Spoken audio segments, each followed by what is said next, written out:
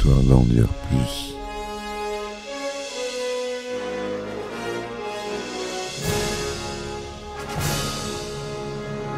Eh ben attendez, on est en France. Allez, cul sec.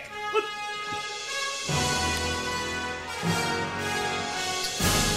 Personne ne veut le croire et pourtant c'est vrai, ils existent, ils sont là, Tarnatata. Le globe. Il faut qu'on pète.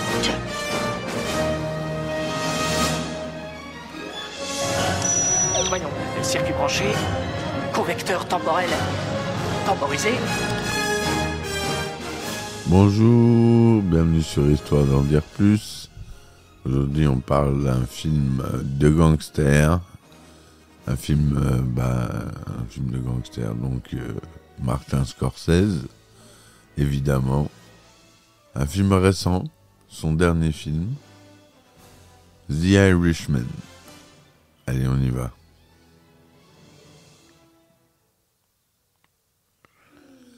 Donc The Irishman de Martin Scorsese est un film de gangster américain coproduit et réalisé par Martin Scorsese et sorti en 2019. Il s'agit de l'adaptation du livre I Heard You Penthouses, Frank the Irishman Sheeran and the Inside Story of the Mafia, the Teamster and the Final Ride by Jimmy Hoffa de Charles Brandt qui retrace la vie de Frank Sheeran. Le titre il fait 2 lignes. Ça c'est un titre de roman, je vous le dis. Le film est présenté en avant-première au Festival du film de New York le 27 septembre 2019, ainsi qu'au Festival Lumière de Lyon le 15 octobre, puis est disponible mondialement sur Netflix à partir du 27 novembre. En salle, il bénéficie d'une sortie limitée en novembre aux États-Unis, au Canada et au Royaume-Uni, mais elle ne s'applique pas à tous les pays du monde, dont la France. C'est vrai qu'en France, il n'est pas sorti au cinéma. Moi, je l'ai vu sur Netflix. Donc, avec une distribution, je vous cite juste, on va commencer par Robert De Niro, Al Pacino, Joe Pesci, et c'est pas fini, on verra ça plus en détail plus loin. C'est produit par la Sikelia Production, Tribeca Production et Winkler Film. L'accroche. Depuis sa maison de retraite, Frank Sheeran se remémore sa vie. Vétéran de la Seconde Guerre mondiale, The Irishman officie à Philadelphie comme chauffeur de camion dans les années 50. Accusé de vol, il est défendu par l'avocat Bill Bufalino. Ce dernier lui présente son cousin, Russell Bufalino. Frank se lie rapidement avec Russell et se rapproche peu à peu de la mafia italienne locale. Il devient un homme à tout faire et un tueur à gages efficace. Russell lui présente alors l'un des hommes les plus influents des États-Unis, Jimmy Hoffa, président du puissant syndicat international Brotherhood of Teamsters. Donc c'est un film qui se déroule sur plusieurs époques. Il y a eu des effets spéciaux très étonnants et très bien réalisés pour ce film. Ils ont utilisé une technique révolutionnaire, c'est-à-dire que le but du jeu était de rajeunir Robert De Niro, Al Pacino et Joe Pesci en particulier, ainsi que certains autres personnages. Et pour ce faire, ils ont utilisé des caméras infrarouges qui visaient exactement ce que visait la caméra, dans le même angle, pour pouvoir ensuite superposer les images et tirer en fait un mouvement de visage avec les caméras infrarouges. Il y en avait 2, ce qui faisait une profondeur de champ, ce qui a permis de recréer les visages en 3D et de les rajeunir. C'est une technique, et c'est la première fois qu'elle a été utilisée pour un film. Excusez-moi, c'est le matin, je bois mon café. Et cette technique, elle est assez révolutionnaire pour rajeunir les gens. C'est sur Al Pacino et Robert De Niro, notamment. Robert De Niro, c'est assez flagrant. Les 20 premières minutes du film, il est très jeune, alors qu'en réalité, il a 40 ans de plus. Donc, voilà. Le résumé détaillé du film. Prologue. Sur la route en 1975. Depuis sa maison de retraite, Frank Sheeran se remémore sa vie. Il évoque les événements conduisant à l'assassinat de Jimmy Hoffa en 1975. La veille du meurtre, il avait pris la route avec son ami, le parrain Russell Bufalino, et ses épouses respectives. Durant la route, Frank repense à la vie qu'il a eue ces dernières années et de leur première rencontre dans une station-service. Les premiers pas dans le milieu. Vétéran de la Seconde Guerre mondiale, The Irishman officie à Philadelphie comme chauffeur de camion dans les années 1950. Un jour, alors qu'il est en panne sur la route, il rencontre sans le savoir Russell Bufalino, qu'il prenait pour le patron de la station. Plus tard, il rencontre Skinny Razor, qui travaille dans la viande, à qui Frank propose de lui livrer de la viande de qualité. Mais un jour, la cargaison de viande de Frank est volée. Accusé de vol, il est défendu par l'avocat Bill Bufalino. Ce dernier lui présente son cousin, Russell Bufalino. Ce dernier fait partie de la mafia italienne qui gère de nombreuses affaires dans les transports. Frank se lie rapidement d'amitié avec Russell et se rapproche peu à peu de la mafia italienne locale. Il devient progressivement un homme à tout faire, et un jour, Frank s'en prend à l'épicier du coin sous les yeux de sa fille Peggy, car celui-ci l'avait bousculé. Plus tard, à la recherche de plus d'argent, Frank se voit proposer par Whisper DiTullio de faire sauter une blanchisserie. Apprenant que celle-ci appartient en réalité à Angelo Bruno, qui fait partie de la mafia italienne et ami de Russell, Frank se propose de tuer pour eux Whispers. Il devient par la suite un tueur à gages pour Russell. C'est à ce moment-là que Frank change de femme depuis qu'il a rencontré Irene, mais sa fille Peggy devient moins proche de Frank et Russell. Autre partie. Rencontre avec Jimmy Hoffa. Un jour, Russell présente alors à Frank l'un des hommes les plus influents des États-Unis, Jimmy Hoffa, président du puissant syndicat international Brotherhood of Teamsters. Jimmy cherche alors de l'aide pour éviter toute concurrence à son syndicat et Frank accepte. Rapidement, les deux hommes deviennent très proches. La fille de Frank devient très proche de Jimmy.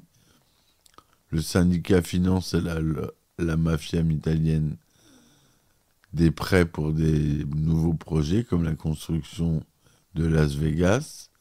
C'est durant cette période que la mafia italienne et le syndicat aident Joe Kennedy à faire élire son fils John Fitzgerald, président en 1960, dans le but de chasser Fidel Castro de Cuba.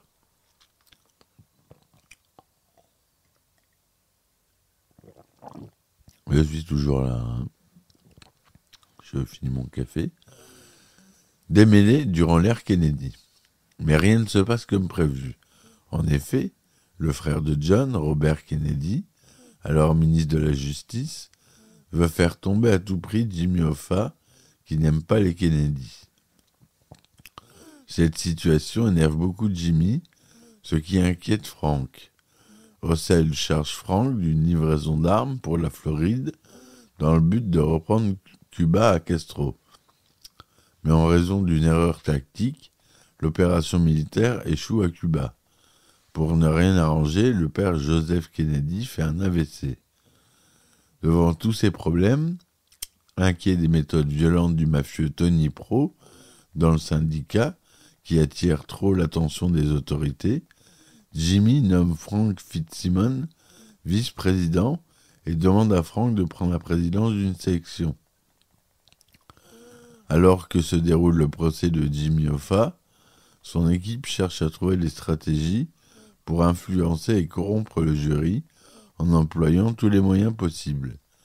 Mais après l'assassinat de John Kennedy, Bob Kennedy n'est plus ministre de la Justice pour le plus grand plaisir de Jimmy, mettant fin à la vendetta contre lui.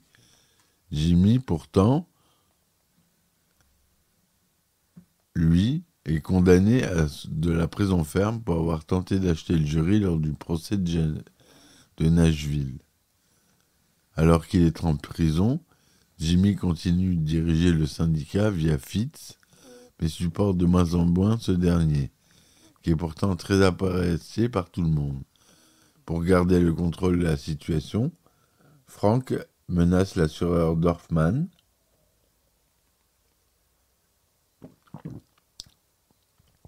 pour faire passer le message à Fitz pour continuer les prêts. Tony Pro tombe à son tour pour extorsion de fonds et se retrouve dans la même prison que Jimmy. Tony cherche à tout prix à récupérer l'argent que le gouvernement lui a confisqué et tente de demander de l'aide à Jimmy. Mais ce dernier refuse, car cela est impossible en raison de la loi, et les deux hommes se bagarrent. Tony n'ayant pas supporté l'insulte de Jimmy, selon Frank, c'est à ce moment-là que ça a commencé à déraper. En 1971, un mafieux surnommé Crazy Joe fait parler de lui partout après avoir engagé des Afro-Américains pour assassiner Joe Colombo. Russell ne supporte pas l'attitude de Joe qui lui manque de respect. Le soir suivant, Frank assassine Joe alors qu'il fêtait son anniversaire avec sa famille. Par la suite, Jimmy est gracié par le président Nixon et sort de prison après 4 ans d'incarcération. Il veut récupérer la présidence du syndicat, mais il doit demander le soutien à Tony Pro, que Jimmy ne supporte plus du tout, qui contrôle Fitz. Une réunion est organisée, mais Tony et Jimmy ont une nouvelle altercation. Mais Tony étant intouchable, Russell demande à Frank de calmer Jimmy. Mais Jimmy décide de s'en prendre au président Fitz, et tous deux s'engagent alors dans une guerre où tous les coups sont permis.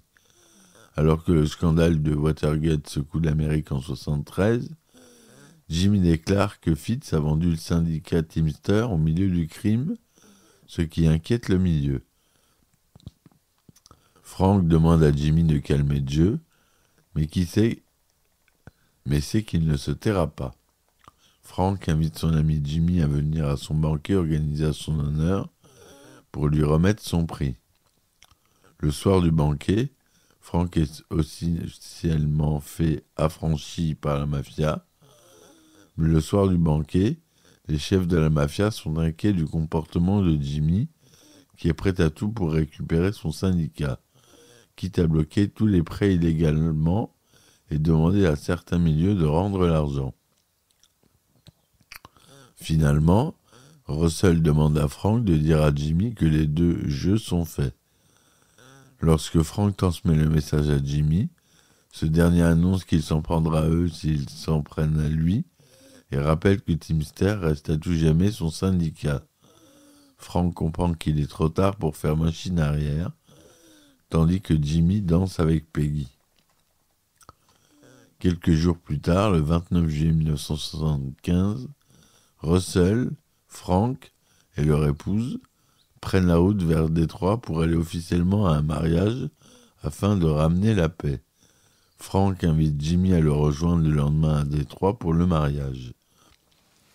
Finalement, Jimmy accepte une réunion avant le mariage avec Tony Pro et Tony Jack le lendemain après-midi et Frank y est convié. Alors que Russell et Frank se sont arrêtés pour la nuit près de Port Clinton, Russell annonce à Frank qu'ils ne reprendront pas la route et que Jimmy doit mourir. Le lendemain, Russell envoie Frank seul tuer son ami à Détroit. Arrivé à Détroit, Frank rejoint Sally Bugs, tueur de Tony Pro, dans la maison du rendez-vous qui servira de scène du crime. Ils sont rejoints par Chuck O'Brien, le fils adoptif de Jimmy, devant la maison et partent ensemble chercher Jimmy avec la voiture de Chuck. Il lui annonce que Tony Pro et Russell l'attendent à la maison. Une fois arrivés, Jimmy et Frank rentrent dans la maison. Une fois constaté qu'elle est vide, Jimmy s'apprête à repartir, mais il est abattu par son ami. Frank quitte la maison, en laissant le corps inanimé de Jimmy dans la maison, et retrouve Russell près de Port Clinton. La tâche accomplie. Tous se rendent ensuite au mariage assisté par tout le milieu, la paix retrouvée. Mais à l'annonce de la disparition inexpliquée de Jimmy Hoffa, Peggy demande à son père pourquoi il n'a pas appelé Madame Hoffa. C'est la dernière fois qu'elle lui parlera avant de disparaître de sa vie définitivement, tandis que Sally Bugs fait disparaître le corps de Jimmy Hoffa en l'incinérant. Par la suite, les personnes du milieu liées à Jimmy Hoffa sont convoquées par les autorités et se retrouvent condamnés les uns après les autres pour des faits qui n'avaient rien à voir avec cette disparition. Alors que Sally Bugs est tuée, Russell se fait trahir par un indicateur de la police et tombe pour tentative de meurtre sur témoin, tandis que Frank Sheeran tombe pour corruption et racket. Tous se retrouvent à vieillir ensemble en prison et meurent les uns après les autres sous les yeux de Frank. Des années plus tard, Frank ayant bien vieilli, sort de prison. Il tente en vain de se racheter auprès de ses enfants. À l'approche de sa mort, Frank Sheeran, apprenant qu'il est le dernier encore en vie de son milieu et de toute cette histoire, décide de tout confesser. Le film se termine par le départ du prêtre qui rendait visite à Frank le soir de sa mort. Frank lui demande de laisser la porte ouverte en partant, en attendant que la mort vienne à lui. Et voilà comment se finit le film.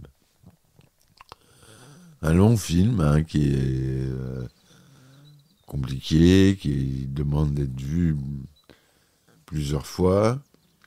Il faut bien le suivre. C'est du Martin Scorsese. C'est pas rien. Donc, à la réalisation, c'est Martin Scorsese. Le scénario, Tim Zayayan, d'après le roman que je vous ai parlé au début du podcast. La musique est de Shen Sarasela. La direction artistique Bob Shaw. À la photographie, on retrouve un habitué de Scorsese, Rodrigo Prieto. Au montage, Thelma Schoonmaker. La société de distribution, c'est Netflix, avec un budget de plus de 159 millions de dollars.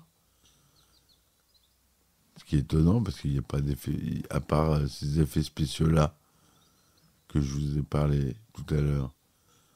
Il n'y a pas d'autres effets. Ça doit être le budget pour le salaire de tous les grands rôles. Vous allez voir la distribution qui est énorme. Le film est tourné en digital couleur 1,85e. Il est sorti aux États-Unis le 27 septembre 2019. Et dans le monde entier. Il était au Festival des Lumières à Lyon le 15 octobre 2019 aussi. Alors on a Robert De Niro qui joue Frank the Irishman Sheeran, Al Pacino qui joue James Riddle Jimmy Hoffa, Joe Pesci qui joue Russell Bufalino, Ray Romano qui joue Bill Bufalino, Bobby Cannavale qui joue Skinny Razor, Anna Paquin qui joue Peggy Sheeran adulte, Stephen Graham, Tony Pro, Harvey Keitel qui joue Angelo Bruno,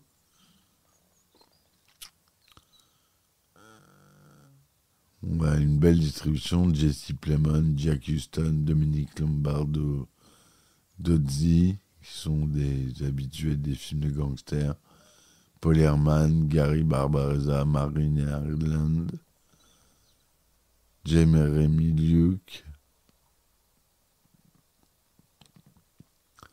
The Irishman est un projet de longue date de Martin Scorsese, annoncé dès 2008 comme la 9e collaboration entre le réalisateur et Robert De Niro, après Mean Street en 1973, Taxi Driver en 1976, New York en 1977, Raging Bull en 1980, La Valse des Pantins en 1982, Les Affranchis en 1990, Les Nerfs à vif en 1992 et Casino en 1995. En septembre 2014, Al Pacino confirme que le projet se concrétisera juste après que le réalisateur aura bouclé Silence en 2016. En octobre 2015, Robert De Niro rapporte que le film va se faire et qu'il devrait se tourner en 2016, alors que Martin Scorsese confirme que Steve Zahn écrira le scénario. En mai 2016, les droits du film sont mis en vente lors du marché du film, lors du Festival de Cannes 2016. La société de production mexicaine Fabrica del Cine propose alors 100 millions de dollars pour financer le film, avec un accord de distribution pour les États-Unis avec Paramount. IM Global est par ailleurs sur les rangs pour la distribution internationale. STX Entertainment acquiert finalement les droits de distribution internationale pour 50 millions de dollars, devançant notamment Universal, 20th Century Fox et Lionsgate. En février 2017, il est révélé que la Paramount délaisse les droits de distribution américaine lorsque Fabrica del Cine quitte le projet en raison d'un budget de production jugé trop important.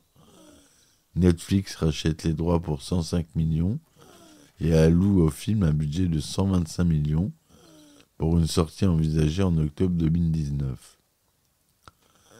Dès l'annonce du projet, Robert De Niro est attaché au rôle de Frank Sheeran. Al Pacino et Joe Pesci sont ensuite annoncés dans les rôles respectifs de Jimmy Hoffa et Russell Bufalino, sans pour autant être officialisés.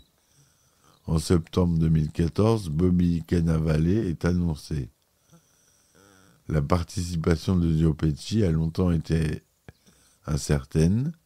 Il l'aurait refusé une 50aine de fois avant d'être officialisé en juillet 2017. Il retrouve ainsi Martin Scorsese pour la 4e fois après Raging Bull, Les Affranchis et Casino. De plus, l'acteur avait très peu tourné depuis Raison d'État de Robert De Niro en 2006.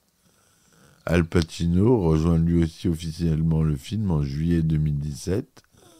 C'est sa première participation dans un film de Scorsese. Il est suivi par Ray Romano, alors que Bobby Cannavale et Harvey Keitel sont en négociation. Jack Huston rejoint ensuite la distribution le 11 septembre 2017. Le 4 octobre de la même année, Anna Paquin est annoncée dans le rôle de Peggy, la fille de Frank Sheeran. En janvier 2018, le rappeur Action Bronson est annoncé dans le film.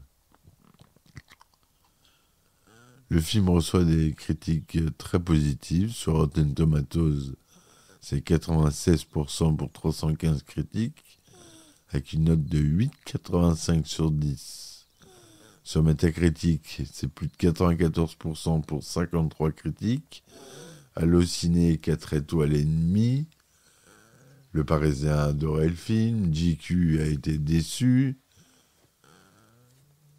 Le film est classé dans le top 10 par de nombreux journalistes de presse anglo-saxonne. Meilleur film de l'année pour eux. Il a été nominé de nombreuses fois. Un film profond qui demande plusieurs lectures. Je vous conseille de le voir, vraiment. Il est vraiment superbe. Les effets spéciaux sont époustouflants. Ils sont totalement invisibles. C'est pour ça qu'ils sont époustouflants. Voilà ce que je voulais vous dire pour ce film, mes amis. À voir et à revoir. Un bon film de Martin Scorsese. Je vous dis à très vite pour un nouvel épisode. N'oubliez pas de liker, de partager et de commenter, s'il vous plaît, le podcast, s'il vous plaît. Supportez-moi sur mes différentes plateformes, Patreon, Ulule, Tipeee. Je vous dis merci, à très vite. Et puis, ciao. Histoire d'en dire plus.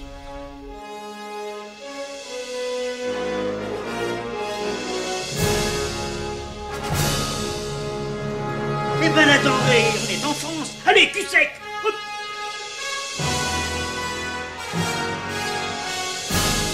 Personne ne veut le croire et pourtant c'est vrai, ils existent, ils sont là, Tarnatata. Non. Il faut qu'on pète.